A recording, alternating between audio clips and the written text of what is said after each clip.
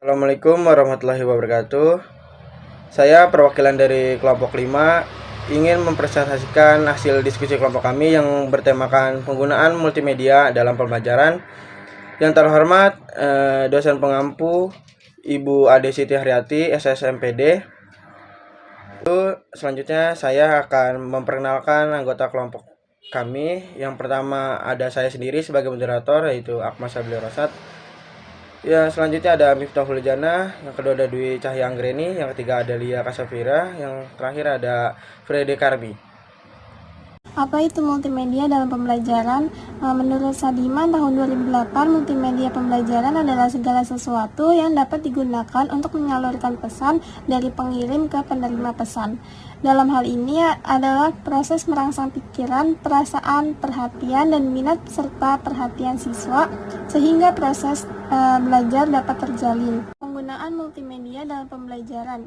Yang pertama ada CAL. Teknologi multimedia ini juga dapat digunakan dalam mengembangkan Computer Assisted Learning.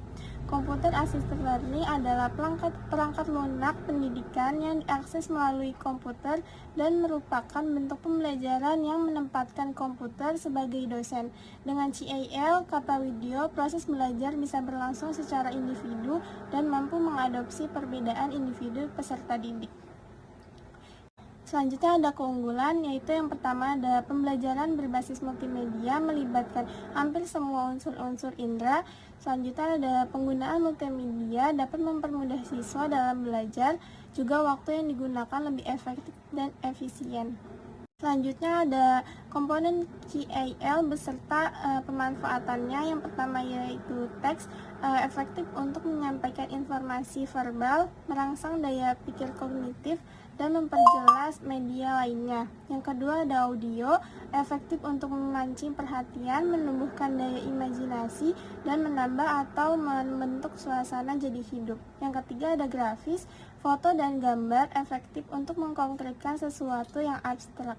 Ada video, efektif untuk memperlihatkan peristiwa masa lalu sesuai kejadian yang sebenarnya, menyajikan peristiwa penting maupun kejadian langka yang sulit didapat, menampilkan gerakan objek yang terlalu cepat atau lambat menjadi normal sehingga dapat dilihat oleh mata.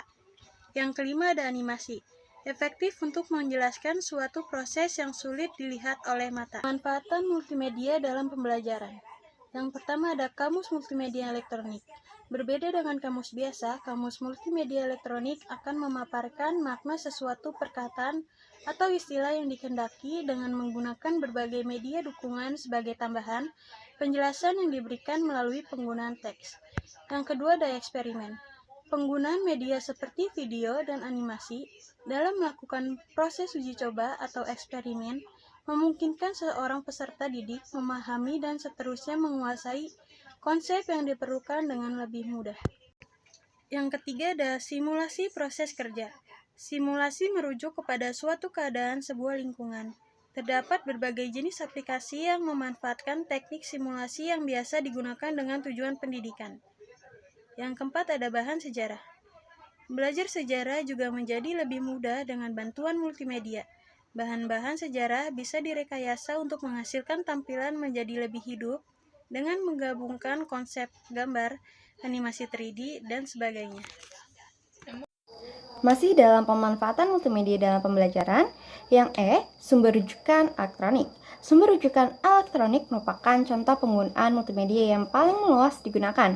Ensiklopedia, tutorial interaktif, buku elektronik, dan sebagainya merupakan beberapa contoh bagaimana multimedia bisa digunakan sebagai sumber rujukan elektronik.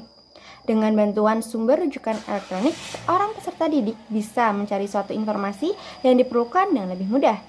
Selanjutnya yang F, pendidikan, permainan, dan hiburan. Permainan yang disajikan tetap mengacu pada proses pembelajaran dan dengan program multimedia berformat ini diharapkan terjadi aktivitas belajar sambil bermain. Hal ini dapat diperoleh dari aplikasi multimedia pendidikan yang menggunakan pendekatan bermain sambil belajar. Faktor yang mempengaruhi penggunaan multimedia dalam pembelajaran. Yang pertama, desain dan isi multimedia.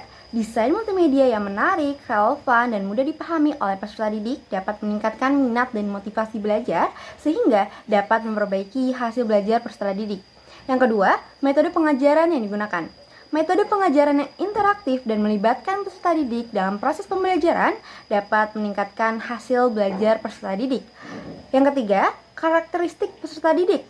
Karakteristik peserta didik seperti usia, latar belakang pendidikan, minat, dan kemampuan kognitif juga dapat mempengaruhi efektivitas penggunaan multimedia dalam pembelajaran. Yang keempat, lingkungan pembelajaran yang tersedia. Lingkungan pembelajaran yang tersedia seperti teknologi dan fasilitas pembelajaran juga dapat mempengaruhi efektivitas penggunaan multimedia dalam pembelajaran. Dan yang terakhir, faktor eksternal. Faktor eksternal seperti faktor sosial, budaya, dan ekonomi juga dapat mempengaruhi efektivitas penggunaan multimedia dalam pembelajaran. Faktor ini dapat mempengaruhi minat, motivasi, dan kemampuan peserta didik untuk memanfaatkan teknologi multimedia dalam pembelajaran. Oke, baik, selanjutnya karena pemaparan materi telah selesai, saya akan membacakan kesimpulannya. Multimedia pembelajaran merupakan penggabungan dan pengintegrasian dari teks, gambar, audio, serta gambar gerak yang disajikan dengan seimbang dan memperhatikan unsur seni yang terdapat dalam sebuah program menggunakan komputer. Penggunaan multimedia dalam pembelajaran memungkinkan para pendidik untuk menciptakan pengalaman belajar yang lebih dinamis dan menarik. Dengan memanfaatkan berbagai jenis media, siswa memiliki kesempatan untuk belajar melalui berbagai saluran sensorik. Terima kasih. Pemaparan materi telah selesai. Kurang lebihnya mohon maaf. Wassalamualaikum warahmatullahi wabarakatuh.